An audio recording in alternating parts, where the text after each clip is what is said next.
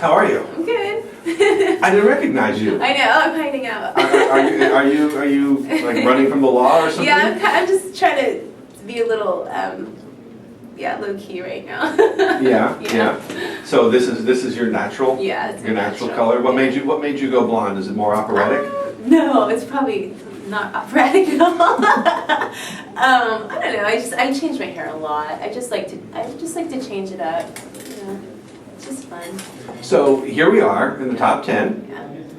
Are you surprised at all to be here? I'm thrilled more than anything. Yeah. I mean, the hope was all along that I would get here. You know, I'm just really happy that I'm here.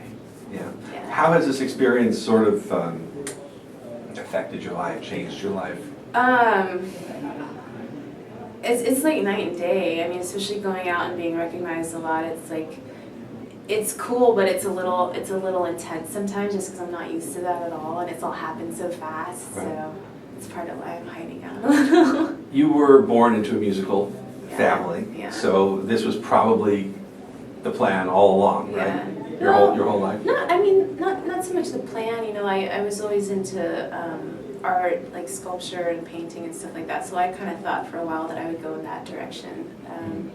But you know, there's always been that musical motivation for sure. And why opera? I mean, opera does really well on this show. As you know, we have an opera singer in the finals every single year. But why for you? You know, when I started studying music in school, I started off with classical guitar, and I just started listening to more operatic music, and I just started to fall in love with it because I realized what really went behind it, and how much work was in it, and how beautiful it was. It just happened. I was fooling around, you know, just kind of singing along with it. I was like, I can do this. I kind of like doing this. But this next performance, I'm actually going to be completely removed from opera altogether. I'm doing a rock piece, and I'm doing it rock. I'm singing it rock, and that's where my roots are. I started off in rock, so that's risky. It is risky, you know, and it might come as kind of a shock to a lot of the fan base. But I want people to see who I am in my entirety. You know, it's important that I show that part of my voice. You saw what happened when the Russian Beam people set up the upside down but piano. that was very far removed from what they've done before. At least I'm still singing, you know, I'm still doing what I'm doing. Will you be blonde again? I will be blonde again. Yeah, I'm just wanting to show my full vocal range stylistically and technically. We've heard, you know, obviously in every pre-tape package this season, we've heard a little bit about your backstory and kind of what I guess you'd say inspired you to get your career back on track. Certainly don't want to hammer that to death, you know, anymore today, but is your success on this show, given what you've gone through, I mean, do you feel there's a connection to that? I mean, do you feel it's kind of meant to be sort of thing? Absolutely, yeah. Partly because when my fiance did pass, I was in England studying abroad, and I was getting into the operatic repertoire, and I was wanting to audition at the Royal Academy and all these things, and I was really on course. And then when that happened, it completely fell to the wayside. So it's kind of like getting back on track, and it actually,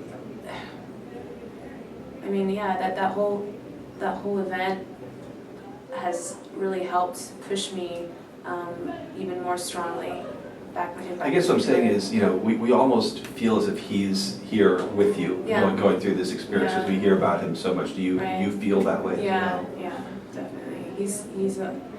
I think he's even stronger now than he was before. I feel him very strongly. Okay, happier stuff. We're not here. We're not here to. Thank you.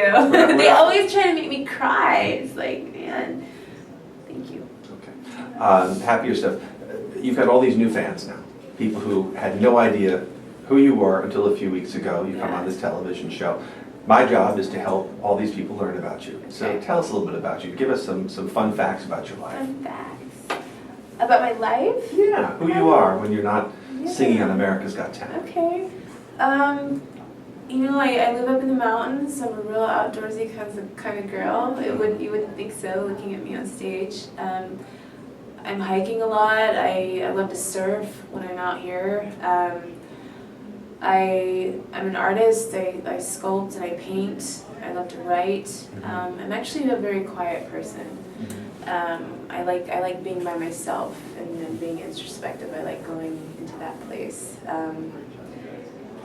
I just grew up. My mother and I, we moved around a lot growing up. So why'd you move around a lot? It just kind of is what happened when she left the show in Vegas. She had to take jobs, and she just had to move around because of the jobs that she took.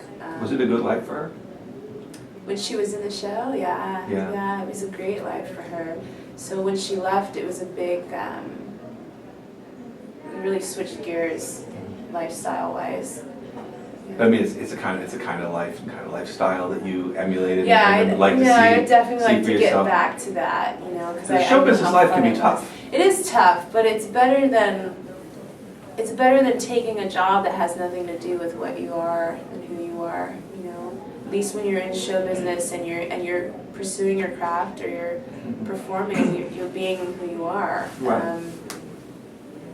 I think it's a good trade-off. Aside from from your fiance and that part of your life, what's been the hardest part for you of getting your singing career to the level that it is now? I think maybe finding the confidence and the guidance. Even though my mother was a performer, and my mother's a wonderful woman, there have been times in my life where I felt very alone growing up, and I think I never knew which way I needed to go.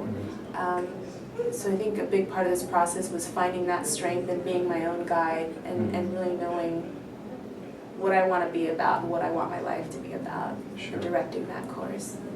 It was just you and your mom, so did your dad pass away or? No, my they divorced? dad moved to France before I was born. He was a choreographer at the same show that she was in.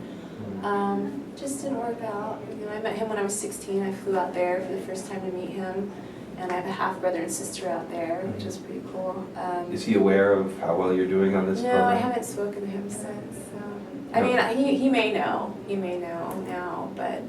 No desire to reconnect at this no, point? I just, I needed to know who he was, and that was enough. Just sometimes, some people just aren't meant to be parents. Right.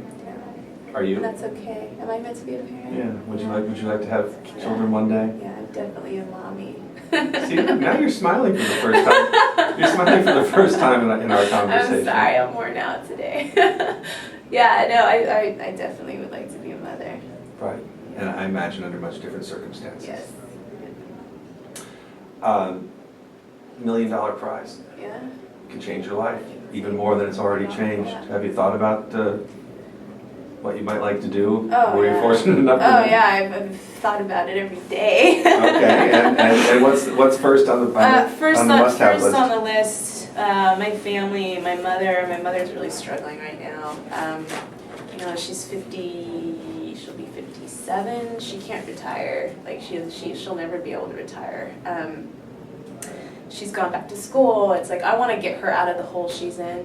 I want her to feel like she's not struggling at this point in her life. That's number one. Number two, I've got a lot of debt. Yeah. I have a lot of debt. From not working and not From doing from school, credit cards, the whole shebang. Yeah. So it would be amazing to be free from all of that, so I can really start a new life. You literally were not working for a long time. Right. Your whole life, I guess, was on hold. Yeah. And what was going on for you at that point? Just kind of being alone and healing? It was a very dark time. Yeah. This whole competition, it's like night and day from the life I've been living for 2 years. Yeah. Yeah. Were you always able to sort of support yourself through your art? No, not always. I mean, with art, like painting and stuff, I had sold a few paintings here and there. I'd been in a couple rock bands. I was in a little jazz duet, and we would do gigs here and there, but it was never steady. That's just the life of an artist. At that level, it's like you just kind of take what you can get, You didn't have to work at the mall?